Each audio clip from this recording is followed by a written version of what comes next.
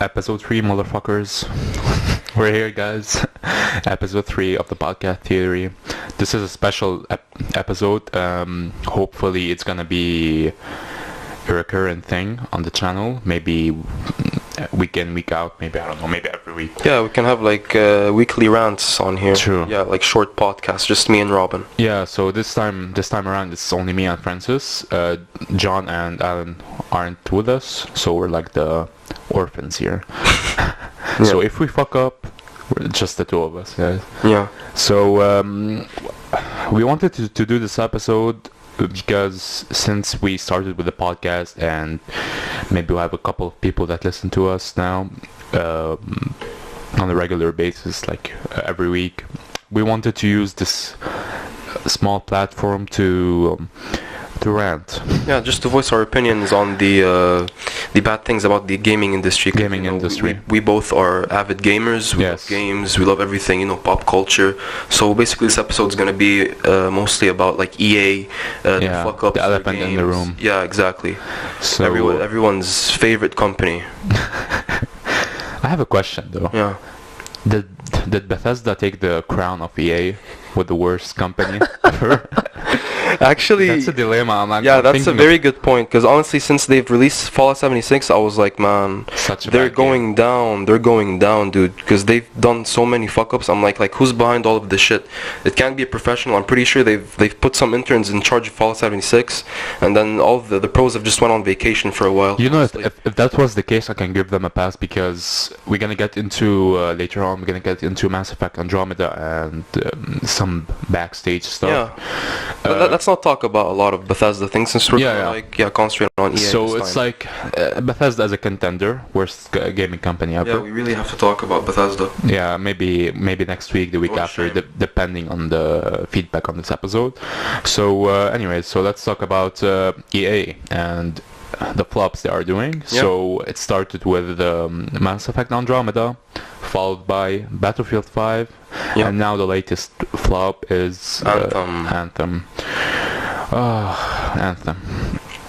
So let's start with the first one, the one that really made me sad after seeing the reviews and playing it a bit. What, Andromeda? Yeah. Because Mass Effect is it was basically the bridge that connected us both, right? Robin and I. Yeah. Yes, it's technically one of the first interactions we had as gamers, me and friends. Yeah, when we first met, I just lent him the disc from Mass Effect, and it just went on from there. Yeah, we were like in the bus, and I'm like, "Do you have some cool games, some spaceships and shit like that?" Actually, I came to you do you play any like sci-fi and like space games? So it was you that came to me. Yeah. Oh, that makes it better though. Yeah.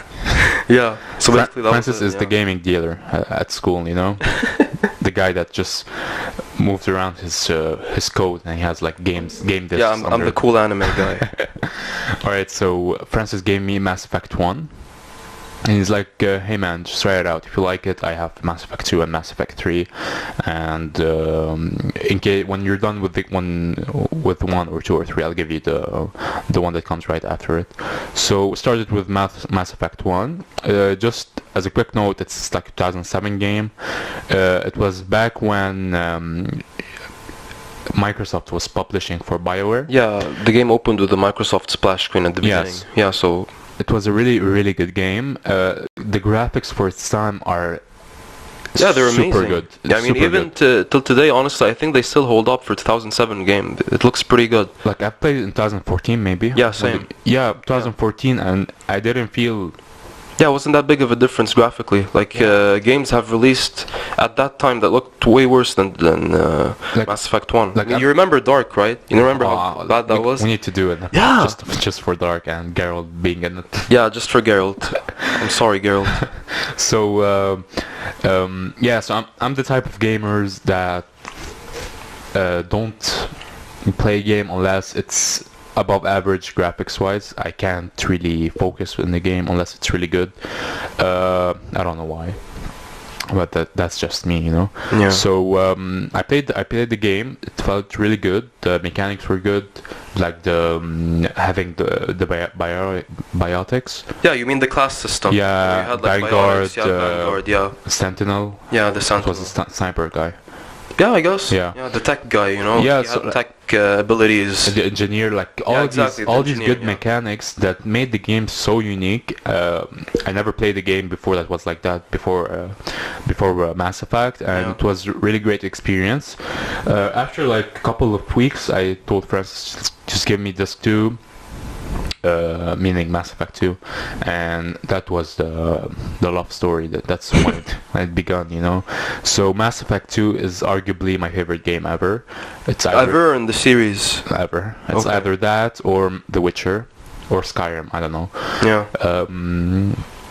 That's a really, really good game. Graphically, it's awesome still today. It's really good graphics. Yeah, they're not the that bad. Customization of the armor and shit like that was great. The storyline was awesome. The characters, like each character had its their own story, yeah. And you had to make loyalty missions. Loyalty missions, exactly. So you learn more. And since it's a trilogy, like it's like yeah, they're all interconnected. Yeah, so like their relationships would follow from like the first game till the last game, which was really cool. Yeah, exactly. Yeah. So that's like a long journey of you getting attached to the characters and seeing someone die, and you get affected by it. Yeah, and you know? just in case for you guys, just a little warning, since we're gonna talk about Mass Effect. Yeah, spoilers. Just spoilers alert. It's gonna be full spoilers. For now. So we should have said that. In the beginning. Whatever. We haven't really spoiled anything yet, you know. Just the good games. Yeah. Yeah, but still, didn't you have like a pet peeve for Mass Effect 1? Don't you remember the movement? How it was? It felt like a robotic. Tank, dude. Yeah. Whenever I was using my character, it just felt like really hard and robotic. You felt like that when you first played it? No, like every time I played it, like I played like 3 times, I guess. Like I played twice on the PC and once on the Xbox 360. That's how much I liked it. But maybe if you played it back in 2007, it would felt. No, of course, yeah. But since I've played Mass Effect 3 before the others, you know, I felt the really big difference. True. Francis played the game in an inverse manner. Yeah, you're right. He played 3, then 2, then 1. Yeah, because honestly, at the time, I wasn't really big into franchises. Yeah. So Mass Effect was my really first love for a franchise. So when I started Mass Effect 3, I was like, holy shit, this game's really good. So let me play Mass Effect 2. I didn't go to 1. So I played 2, and then I played the first one. That's how it went. Like, just in reverse. So that was Mass Effect 2. It's I think we can all agree it's the best game in the trilogy. Yeah, Mass honestly, I think it's also the best game in the trilogy. Best game in the trilogy. Review-wise, everyone loves it. 10 over 10s all over the place. I think it get like Game of the Year, maybe. I don't know. Yeah, it was really good game. Yeah. If you want to put it into perspective, I think IGN gave it a higher review than Skyrim. So in case you're seriously? Yeah, look it up, man. So in case you're a Skyrim fan, sorry, man. So you gotta cut us some slack. Well, honestly, you know? I don't really care about IGN's reviews. Sorry, IGN. Yeah, and by the way, it did get Game of the Year. It has a Game of the Year edition, Mass Effect 2. Fuck yeah, man. It deserves it. Yeah, of course it deserves it. So that was Mass Effect 2.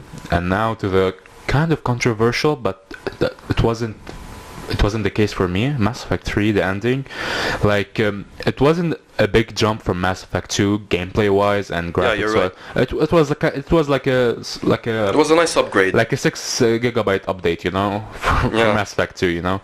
So they fixed a couple of things. They polished the designs of it. The story was good too. Yeah, I really loved the grand aspect of it, like how all the races just combined at the end, and like the war room and shit. Yeah, like everything was really so good until the end. Honestly, like for me. Okay, so I honestly like the ending. My ending was, I think they all died. That was the ending, and they show you the for 3 or for 2. I remember you told me that for 2. Oh, okay. 3. Yeah. They all die. No, not as characters. Like something. They explode the Reapers and. That's the third. Like that's the red ending. Yeah. So you see the grandpa and the kid on an island. That's talking about Shepard and shit. Yeah, you're right. Yeah. So I think I got the worst ending, but like. I'm not the type of people that I always want a good ending, you know. Yeah, like right. I like having this kind of change. Bittersweet endings are nice as well. I think the controversy is not about the content of the ending, but maybe that there were 3 endings and the only difference was the color of the light. You're right. On the ship. Yeah. So was it the ship or the explosion light? I don't know. Yeah, like basically, like just these lights represented a different kind of ending. Yeah. Like I got the synthesis ending, which was the green one, where you have the organics and synthetics. Isn't it the best one? I mean, if you want Like to label it as the that's the best ending. ending. That's a good ending. Yeah, but honestly, I've tried to get the best ending, quote unquote, by doing all these side missions and trying to get my war rating. Yeah. I guess it was called the war rating. I forgot.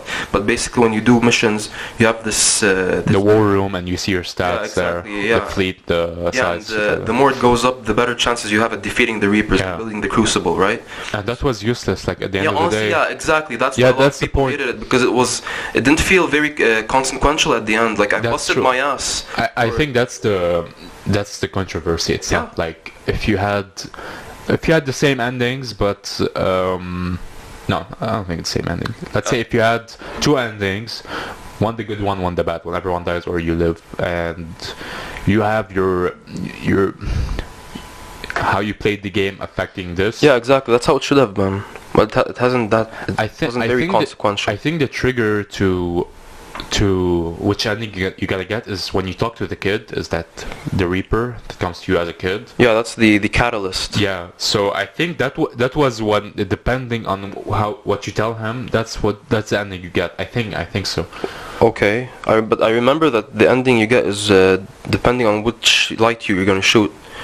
If you want to go to the blue one, the shepherd's gonna touch it and then he's gonna like disintegrate. If you're gonna go to the red one, he's gonna shoot it. And if you go to the green one, I kind of forgot, to be honest. Yeah, that's the cutscene though. Yeah. Yeah, I'm talking about when you go. You have this like scene when you. Yeah, I know what you're talking about. When you're talking to him and I there's remember. dialogue. So I think what you tell him and the options you choose are the ones that's gonna affect your actual ending, and not what you've been doing all along in the game, you know. Yeah. So I think that was a shit move from BioWare. I don't know if it was they couldn't just come up with better endings or. Actually, I think they've released the DLC or an update They did, yeah. And that fixed the ending. That was a good move though. Like if you have games, at least they've listened to the community and have done something about it. Yeah, and look at them now. They're not doing that at all, you know. Yeah. So after Mass Effect 3, how much time was it between Mass Effect 3 and Andromeda? It has been a while, probably 4 years. 4 years. Was it released in 2017 or 16? Andromeda. 17, I think. Yeah, okay. Look it up. Yeah, but basically, I also want to go back to 3 a little bit. I mean, BioWare has done a disservice to Tali. Do you know why? Because when you romance, I mean, like, let me just go back a little bit. Like, she's a Quarian. With the mask? Yeah, she's a Quarian. So basically, you never see Quarian faces, like, ever.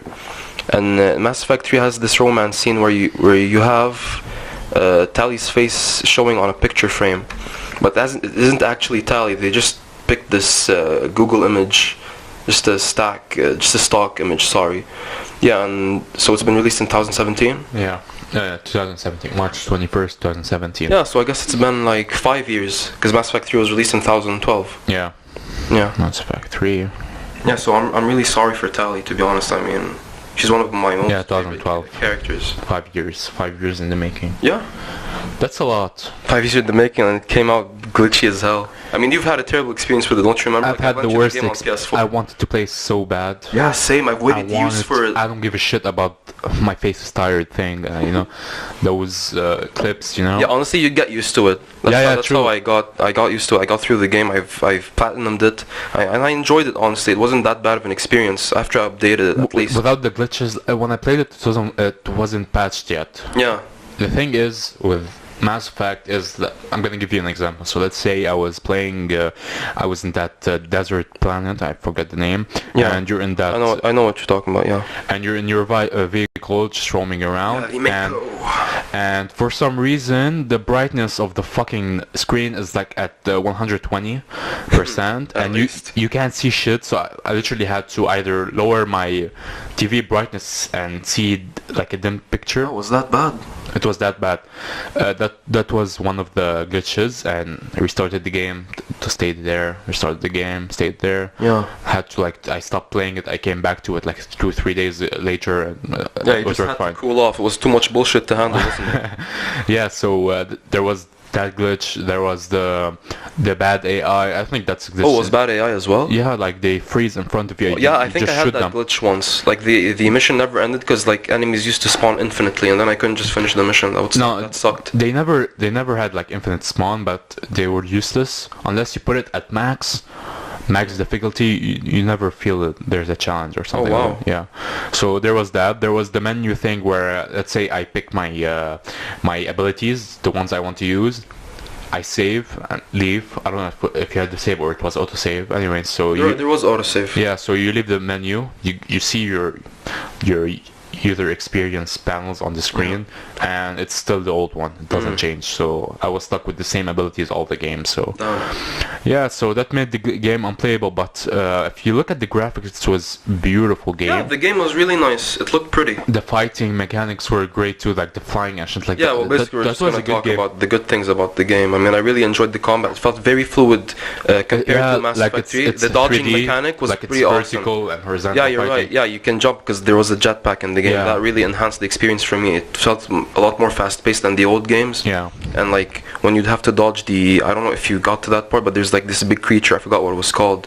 It's basically like a giant alien gorilla thing. So it can charge at you, and then you can like dodge to the right or to the left. With really cool and visceral. Yeah, with the jetpack, of course. It was a good upgrade. If let's say EA gave BioWare like a couple of more months. Yeah, maybe even a year. Honestly, I wouldn't have mind to wait that much. The thing is, I don't get why companies just can't wait anymore. Like, I get it. It's the quarterly. Yeah, they have investors to please, you know. Revenue. Yeah. They want to put money in the company so that investors stay. Okay, I get that aspect of the corporate life, but like it's either that or they flop their game and they end up with stock drops and shit like that. So I think at the long run, just waiting to release a better game is better. Yeah, I mean, like, we can take the example of Rockstar. Like, Rockstar doesn't frequently release games. I think Rockstar doesn't give a shit about their release date. Yeah, if they need more time, I think Red Dead Redemption was like they had huge gaps in their games. They don't give a shit, and I honestly I don't mind. I mean, they're always very high quality games. It's a good game. I don't mind waiting a couple of now. I'm uncertain if they're gonna make another Mass Effect. I think they're gonna do. I was looking at Twitter. And same. I think the director mentioned the sequel. Yeah, so I hope they do and they don't fuck it up. We'll see. Yep. So I don't have high hopes though. Look, I think that they might flop once, they might flop twice, but I don't think they're gonna flop forever. I'm optimistic in this regard. Yeah. Yeah, so Mass Effect Andromeda. I think it had like overly negative reviews. Yeah, it had a very bad reception. Yeah, honestly, it wasn't that bad to me. Like after you patch it up, it's actually enjoyable. Yeah, that's why I enjoyed it. And you can go through the gameplay having fun, you know. Yeah. And again, because of the combat mechanics, because of the graphics, because of those small enhancements that just make a big difference at the end of the day in your playing time. Yeah. So I want to say something about Mass Effect Andromeda, and that really changed my perspective about how I look at the game in general and BioWare. So do you remember, for instance, the Mass Effect 3 multiplayer game mode? Yeah. I haven't played it much though. So me neither. So the team that was handling this was taking care of Mass Effect Andromeda. So you had this small team in Montreal working on arguably the best seller game in BioWare's history. Yeah, you're right. You know, and it's highly anticipated, 5 years in the making. You know, people are hyped, and I think if we put aside the glitches, it would have easily gotten like Game of the Year. Yeah, exactly. If it wasn't for the meme of the faces and shit, I'm pretty sure it would have done very nicely. Yeah, very true. So they just like I don't get it. Like they put a junior team, let's say. I don't know if they are like. Yeah, I guess they're inexperienced compared to like Mass Effect 2 and 1 they don't have a big portfolio, you know? Like the big management crew and developers went to Anthem, that we're gonna get to, and they left the small ones developing Andromeda. And honestly, for that kind of game, and knowing that it was this small team that was working on the game, I gotta think that's a miracle that the game ended up being that. Yeah, you're right. I mean, I think the guy who designed the Mako was it not the guy, but there was like a team that came from Need for Speed. Right? Yeah, they were designing the driving mechanics. They were trying their best to make the best game they could make, but I guess they didn't have much time to make it. You know. Very true, and I think they didn't have the resources too, like because of EA, and they were focusing on Anthem, and one of the reasons why I was really looking forward to Anthem is because of the flop in Andromeda. And yeah, you were expecting that they wouldn't flop again, that the game would actually not only that really like good. Because when I was looking into the backstage stuff from Mass Effect Andromeda, and when I was seeing that they were trying to sacrifice as much as they can, like crew wise, money wise, teams, marketing, everything, so that they can focus on Anthem, I was like, I'm sure that it's gonna be a great game, you know, because if they're putting all this effort and you're right. They're sacrificing their main franchise, you know, the one that pushed BioWare to the top 3 or 4 gaming companies, you know, and they did that for Anthem. And looking at the outcome of Anthem, I mean, Andromeda is Game of the Year next to Anthem, you know. Yeah, you're right. So you have Anthem. You have a game that is just cut paste. I don't know how they. I don't know what was the. What do you mean by cutting copy paste? No, they cut and they paste. It's not copy paste. It's like they have like this timeline of events, and it feels like it's going somewhere. Then something happened that isn't in its place, and you go into another direction, and then something happens. I'm like, what the fuck are we doing here? You know? Yeah. I think that they had. That's my theory. I think they had a long, great storyline. Because of time, they had to look at what they had, cut, put some fillers inside. Oh yeah, I know what you're talking about. And just make the ending and the beginning closer, so that it doesn't take a lot of time to develop. So that's my theory. Because if you look at, and I didn't pay attention to that, I actually looked. A YouTube creator mentioned that, and it made a lot of sense. Like, there are characters. What was it, Angry Joe? Yeah. There was a character, I forgot his name, that makes an appearance in a cutscene. Yeah. And they never introduced him before. And the dialogue is like he knows him, that they had something going on together. Oh yeah, so it was a very abrupt appearance. Yeah, like when you see him, the setting are like he's like he knew him already. Like exactly. There was character development from the beginning, basically, but it wasn't there. Like you had some side mission with him. You had something. You know him, you know. Yeah. And he was just cut from, I don't know what the timeline was, and they pasted him inside of here so that they just like hold the timeline together. Yeah. And looking at the missions too, like just filler missions. Yeah, well, honestly, like Anthem, like guard the rock. Yeah, literally, there's a mission about guarding a rock from aliens. Yeah, well, basically, it's kind of like MMO style quests. I'm not saying MMOs are bad, but I mean, basically, the main storyline quest is like you just have to stay here for like 2 minutes and just shoot waves of enemies, just back to back. And also, there's a really big problem with like players. If you're gonna rando, I mean, you know, not with your friends. Yeah. There's a lot of players that just rush, and so they force you to like go their direction. Like you have to teleport to their location. You know. It's like Diablo when you're. Yeah, exactly. Yeah. Since we've played Diablo, so yeah, it's exactly that. Okay. You know, and there's barely any communication. You know. I mean, it just doesn't really work in the way Anthem was Inception. You know.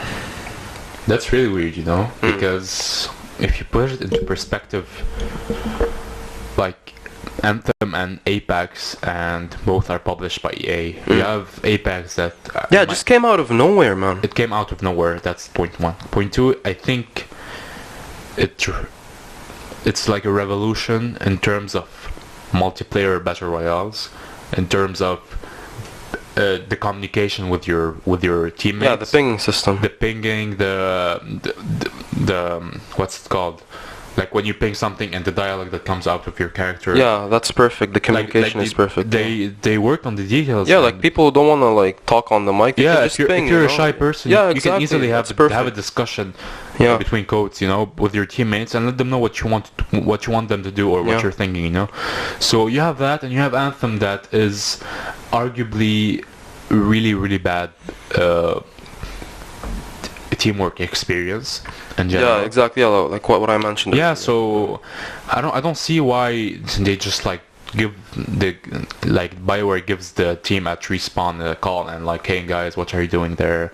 Give us some tips. Actually, Respawn, I think they fought for having their game released this way, you know, not having any marketing, not having anything, because that's what they planned. Yeah. Yeah, because really? Respawn like thought that, you know, since there's gonna be hype about Titanfall 3, let's not announce that we're making this game called Apex Legends, which is in the same universe. Yeah, it's in the same universe. And if they mention to the public that they're making Apex instead of Titanfall 3, there's gonna be a big controversy and no one's gonna play the game, you know. So they were like, fuck it, let's just release it and let's see what happens. And it's doing pretty well for itself, you know. It's in my opinion, it's the best battle royale game I ever played. Yeah, it's pretty good. It's better than Fortnite. It's better than PUBG. Fuck PUBG. I think PUBG is just out of the equation at this point. Yeah, at this point, it's honestly, so outdated. They don't update the game. No, like they added zombies. I'm like, what the fuck is that? You know, just fix your fucking game. Like you go into a warehouse and there's like the same boxes. Yeah, honestly, I just don't play PUBG, so I can't really relate. I tried it, didn't like it. Like Fortnite is way above PUBG, and Apex, in my opinion, is above both in terms of experience. Yeah. Anyways, let's go back to EA. So, and back to Anthem. Yeah, Anthem to be exact. So, Anthem, I don't know if it was rushed. They got 6 years. Yeah, but I mean 6 years, and they still downgraded the game. Like, you know, we had the first trailer that really showed how breathtaking. Yeah, it was breathtaking. Like, you know, you'd have the main character go into this market. It was sprawling with people. It had so much detail. They pulled the Ubisoft card here. Yeah, exactly. The Ubisoft card. Ubisoft that's card. A perfect analogy. We thought we buried that, but it came back. Too sad. That's way too sad, man. And then when you actually play the game, it's just barely a couple of NPCs that are just standing there, just waiting for you to approach them. And I don't know. It's just weird, man. Like a lot of details have been removed. I also from the trailers. I can't see the reason why it flopped so bad. Like they had the budget. I'm sure they had the budget. Yeah, they had 6 years because of the way they treated Mass Effect Andromeda and the team that left and Mass Effect to go work on Anthem. That's a good team, you know.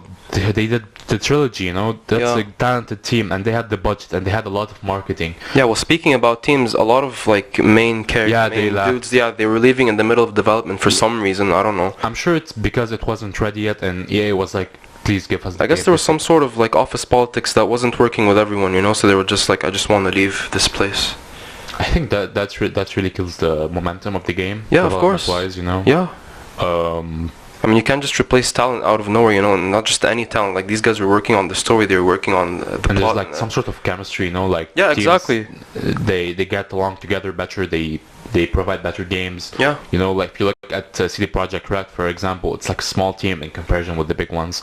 And they end up releasing arguably the best game ever made, ever. Yeah, Witcher 3. Witcher 3 they had even a smaller budget than GTA 5, and even a smaller team like you mentioned. And look how great it looks. Look how great it was, you know. I think if companies just... I think if they have to put their greed aside, to be honest. No, I don't think it's from the companies. I think because at the end of the day they need money. I think the investors just look.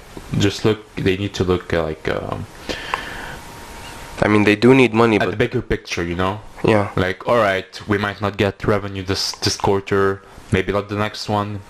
Maybe not this full year. But if we wait another year, we'll have 6 times the revenue. Yeah, you're right. We'll have even more built-up hype for the next game that's gonna come up. Because if you have a company that is releasing, like Rockstar, they are releasing good games back to back. Yeah. And now they are talking about releasing Bully 2. I'm really waiting for that game.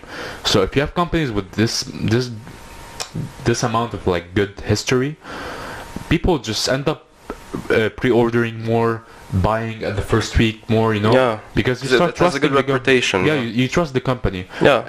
I'd never buy Ubisoft game out of the gate. Yeah, I'd never buy same. Starting from now, because like the last chance was BioWare. Now I honestly would never buy. Even Bethesda, man. Like I'm so disappointed in Bethesda. Well. Yeah, I just can't trust them anymore. Just for Bethesda, because just for them, just for you. What was his name again? Tim Howard. Yeah, Todd Howard. Todd Howard, the yeah. cunt, 16 times the detail, and then you have these textures that look like they came from PS1 game, man. It's just so sad, man. It is, man. Like, I don't know if like, I think CD Projekt Red and Rockstar are the last, yeah, like honestly, last two companies. Yeah, I have high expectations for Cyberpunk 2077. I don't think it's gonna disappoint. I think if that flops, I'm ending game. Oh man, I'm gonna kill myself. I won't be a gamer anymore if yeah, it flops. I'm gonna go back to the what's that game called? Barbie. That one with the horses. What's it called? Yeah, I don't know, was man. A good game, though. Oh, it was good. Yeah, I used to ride the horses and shit. Yeah, a solid game. Yeah, I mean they have the creator of the actual board game, Mike Ponsman, you know, that's working on the direction of really? of Cyberpunk 2077. So they're just trying to stay as close to the source material, you know. And after they did like this small closed private review gameplay, you're right. Yeah, I know. The feedback was they had terrific. It for the press. Was great. Yeah. So I have faith in CD Projekt Red. I hope EA doesn't buy them, or Activision. Didn't they fuse though? Activision and Activision and Blizzard. Yeah, that was terrible, man. I wish they never had. That's a bad marriage. Yeah. So that was Anthem in general. A really bad game. A disappointment. I kind of get, like, I understand why Andromeda was a flaw. Anthem, I honestly can't understand why it didn't work out. They had the money, they had the time. 6 years, that's a lot of time, you know? Yeah, it is a lot of time. A lot of marketing, a lot of talent. The budgeting was huge in comparison with Andromeda. And still flopped. I don't know. They needed like 8 years. What is that? The best game ever? Wow, that is way too much That's a lot of time, you know? I think if it was released like 2 years later, like let's say if it had 2, 3, 4 years of development, you kind of need to understand, you know, like I guess that's a short amount of time for that kind of a big game, you know. Yeah. I mean, visually speaking, I mean, the game looks nice. It looks cool. Looks nice. I like the classes. The mechanics of like flying, shooting.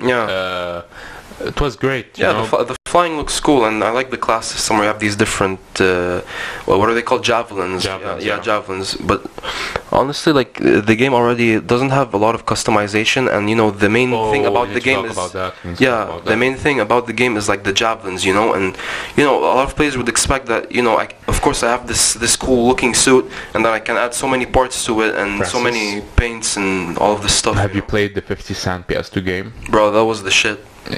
Yeah, it's called 50 Cent Blood Money. Yeah. Yeah, I haven't played Blood in the Sand. I think it had more customization than Anthem. Holy shit, you're right. Isn't that true? Yeah. You could change what he's wearing and different colors and the swag, you know.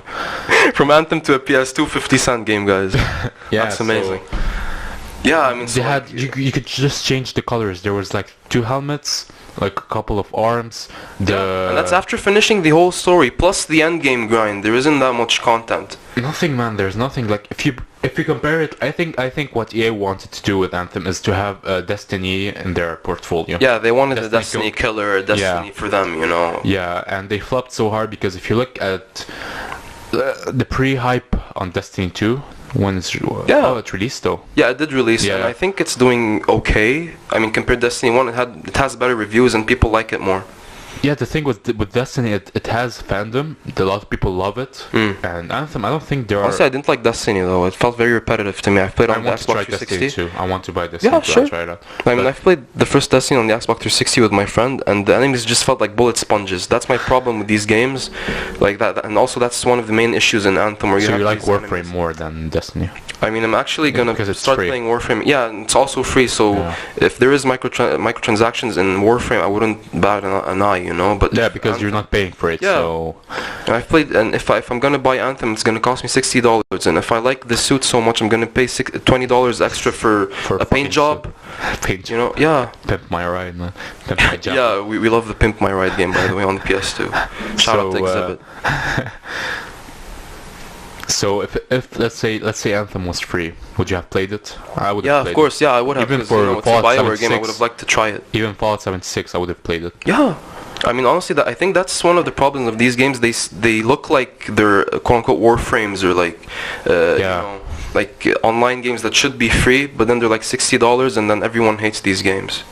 I think these multiplayer-centered games. Yeah, you're right. Multiplayer-centered games should be subscription-based.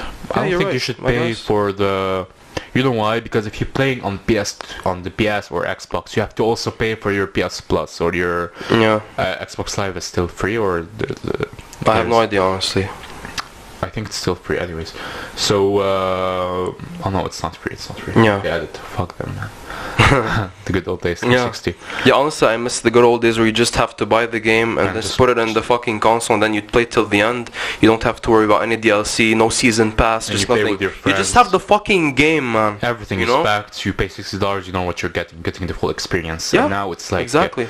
It's like when you order a burger at McDonald's and they fuck up your order. Yeah, it's not only they fuck up your order. Like their starting burger comes with a pickle and a beef patty and 2 buns. And you have to go and add the cheese, and you have to go and add the sauce, you know. And this shit should come with the fucking package at the beginning, you know. Yeah. So yeah, that was the Anthem flop. So I think that was it, guys. So that's a huge rant. Yeah, it was a really big rant. It was like a free roam rant, freestyle, me and Francis. It wasn't organized, we know that. Yeah. Just like we're just like having fun. If you we're take just it that way. You know, cracking a cold one with the boys. You know, it's not that much. By cold one, he means cinnamon it's fucking tea, man. Cinnamon tea. Yeah. Yeah. So this will probably get released after episode 2, which is the paranormal. It's actually getting uploaded right now. Yeah. Okay. So and that's my cat meowing in the background. So I hope you guys enjoyed this episode. It's kind of a bitchy episode, you know. Yeah. And I don't know if we should do these more often. It's just like us blowing steam, you know, just talking about shit we like, shit we don't like. Maybe I was thinking of doing like maybe next week having an episode. I don't know what you think about Bethesda it. Or something. No, not Bethesda. Like talk about our PS2 experiences, the games we liked, and maybe have some. I have a lot of PS2 memories. Same year, that was the golden years when it comes to gaming. Yeah, that was the golden age when it came to gaming, to be honest. Like the PS2 days and the Xbox 360. Yeah, true, very true. Yeah. So I was thinking of maybe doing an episode about just the PS2 games, you know, like Bully and San Andreas. The community is still alive, bro. Memes, I still watch the memes, man. These guys are geniuses, honestly. Like they're very talented. They make a lot of good shit. These were the good old days, you know. Yeah. No one used to flop. Everyone's doing good. I guess, yeah. Yeah. So I think maybe we can do an episode about just the memories, you know, and maybe find common ground with our listeners. Yeah. And let us know if you guys. I'm sure you guys share the same opinion about EA. unless you work there, you know. Everyone dislikes the company. Yeah. I hope you guys enjoyed this podcast, and hopefully you guys liked it. And make sure to subscribe, leave a like on this one. If you're into UFOs and aliens, check out the episode number 2, which is the UFOs and paranormal, Bob Lazar and the Roswell incident, and a lot of spooky stuff. A lot of spooky shit, you know what I'm saying? Yeah. And that's it, guys. Bye-bye. Well, that's it. See ya.